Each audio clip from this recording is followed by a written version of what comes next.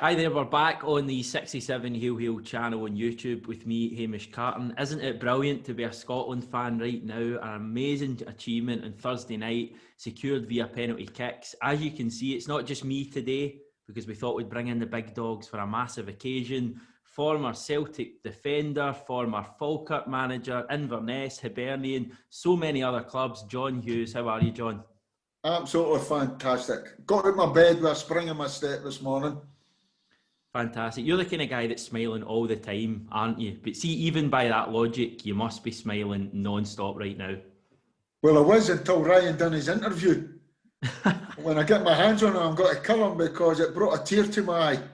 I got emotional as well. But it's just that Ryan just shows you what he's all about. But smiling, absolutely fantastic for the nation and for Scotland. And it's all been said, Hamish. You know, what's going on this year, it's been a difficult year with COVID and all this stuff. That's really, gave an injection to the nation. Really, really has. And great for Scottish football. I was crying at full time when Marshall saved the penalty. I then calmed down a little bit. And then your man Ryan Christie came back in the screen again. And just like yourself, he had me going. I don't know what it was exactly. Was it the fact that we're going through a horrible year? Was it the fact we've waited 23 years? But it was he's the perfect guy to kind of epitomise all that, isn't he? Because he's young and he wears his heart on his sleeve every time he plays. Well, that's what, it was a genuine interview. So that's why you could go along with it. It wasn't any false bravado or any of that stuff. And that's Ryan Christie. He's such a humble boy that anything he gets in football he deserves. And he's worked hard for it. And when you see him like that, the effort that he put in, and to see him showing the emotion, and it just shows you that football players really care. And it shows you the spirit that's in that Scotland camp. And I'm absolutely delighted that we've done it. And do you want to know something? Yep, to lose a goal in the last minute. That's Scotland. We do these things. Yeah. That's what we do to each other. And it makes it all the more special to go through and do it on a penalty shootout. Absolutely delighted for the boys. Yeah, it was a perfect way to win it, wasn't it? I've got some quotes here from you. You may or may not remember saying this. I think it's about 5 or 6 years ago now. And I actually remember you saying it at the time on Sports Scene. Ryan Christie will play for Scotland, you said. That was the comment you made. Now, at the time he was playing at Inverness, you were manager of Inverness.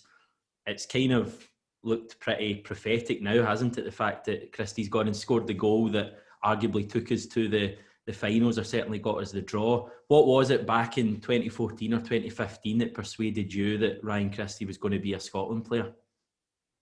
Well, first and foremost, when you've been involved in football for all the years that I have, you do have an eye for it. I coach a lot of kids, and instantly if I'm coaching 20 kids, within the first 5-10 minutes, I'll tell you who's the best player is. Mm-hmm. It's simple as that. It's just their technique, the way they look after the ball, their movements, their head up, they're always scanning. Ryan Christie had that. The first time I seen him, he had that. As soon as we seen him, I said, get him with the first team. And I was a lucky guy. Imagine having that kind of quality and talent on your doorstep. So I was a lucky manager. And all I had to do, Hamish, was give him the platform. As soon as you give him the platform, then he was off and running. I'll tell you a story. When I first took Ryan and said, you're coming with the first team, you're in the first team, he got changed in the away dressing room where all the YTS kids got changed. He stayed in that dressing room. It wasn't no ego to say, right, I'm all right, I'm in the first team, I'm coming up and getting changed in the first team. No, he stayed in there with his friends, and I guarantee you, now he's probably first on the team sheet at Celtic, or one of them. I guarantee you, he'll still stay in touch with all these guys that he played with Inverness. That's how humble a guy is. He's such a humble boy. It's unbelievable. And you could tell that technical ability that he had when I first seen that. And then we had to test his character a little bit. We knew young kids, you have to look after them, but we knew he was stepping up, playing with the first team, training with the first team. And the intensity of training, it was very, very difficult and hard, because our mantra at Inverness, and it is as a coach, is we train harder in how we play. So when we come to the games are easy. So there's no slacking off. And we knew Ryan would take time to get up to pace with that. And everybody was saying to me, he's a little bit slight, he needs to get in the gym, he needs to do that. And I just started laughing because I knew once he got up to speed with that intensity, he'd be off and running. Because it's natural, it's a natural strength. And then it was true. Once you couldn't, it was a case of putting the reins on him and holding him back. It was a manager's dream. That's why you go to your bed and get into your work, because you wanted to see what this guy could do on the training pitch. And he'll be the first one to tell you he was playing with some wonderful footballers at Inverness that helped him along.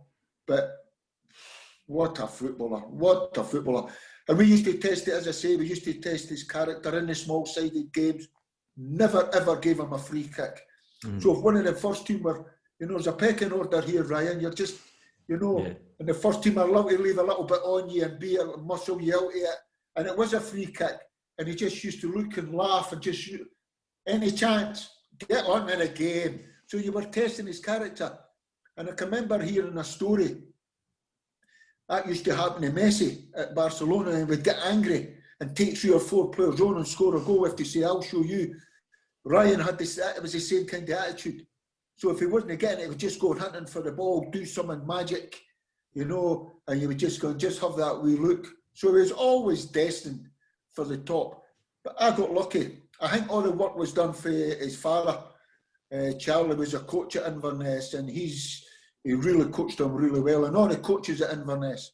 And I just take a small part in the, and a little bit of pride in the small part I've played and given him this opportunity. But it's all down to him. Yeah, I think you are being a little bit humble there, if you don't mind me saying so. I've got some quotes here from the man himself. I don't know exactly when this interview was, but I'll just read you out that you've probably heard these before. Talking about yourself, he was great for my career. He gave me my chance and believed in me. He also made me believe in myself. He encouraged me to express myself in every game and would pull me in during the week for conversations. He took time to give me direction and improve my game. He would only be upset with me when I didn't try to pass and play. I will always be grateful to John, and I'm sure the Inverness players from that time would say the same. Yeah. Well, it was a great time at Inverness. Well, usually you all say it was a great time at Inverness, but when you can see, when you do it with achievements in terms of 2 cup finals and taking a team into Europe for the first time in their history, and it was great to get that success and Ryan to be part of it. But the players played a massive part in looking after Ryan. They really did. There was good professionals in that club. I don't know, I've watched all the news and I've picked it all up and all that stuff. Ryan's goal. You know what you were watching last night in Ryan's goal? You were watching a genius at work. Taking that ball in that tight area on the edge of the box, shifting the ball, shifting his feet, and had the know-how and the genius to hit a reverse. Yeah. It wasn't. See, your normal players would just turn on that and lash and hope that they score a goal. No, Ryan, he's turned on that. It's like hitting a knockdown golf shot. It's just boom. Yeah. And there's only place he could put it was a reverse into the goalkeeper. So even doing all that and saying, it just shows you how the wheels are working. He's a genius. And to do that last night on such a stage, I was jumping for joy. You weren't the only one. I text him, Hamish, I keep in touch with Ryan, I text him. I said, absolutely chuffed for you. Well done. Genius at work. Wonderful goal. Wait till I get my hands on you for your interview. You had me in tears. Did he get back to you? He always does. Yeah, that's one thing about Ryan. He's not come back yet. Enjoy your night. But I could only imagine what his parents will be thinking. I've already done an interview for Inverness, and the boy was saying there that he's probably the best player that comes out of Inverness. And I says, yeah. Man, I says, yeah. And probably and he's still got a lot to go. And what he's achieving with Celtic and, as you say, the national team. And the boy says, there's whispers going about it. We might name a street after him up in Inverness. Brilliant. And I says, that would be very appropriate. Very Christie appropriate. Way. Christie Way, aye. Fantastic. Hail, Christie way, eh?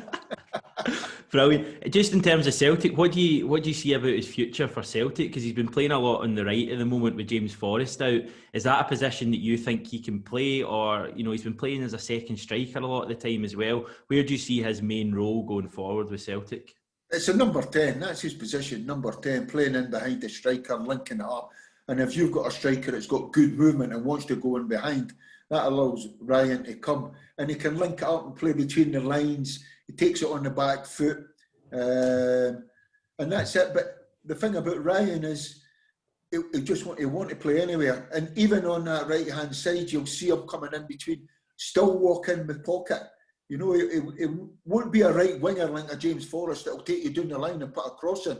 Mm-hmm. He'll walk in the pitch and still he'll ask a question of the fullback. It's like we used to teach him. We used to say, because there was many a time we played him on the sides.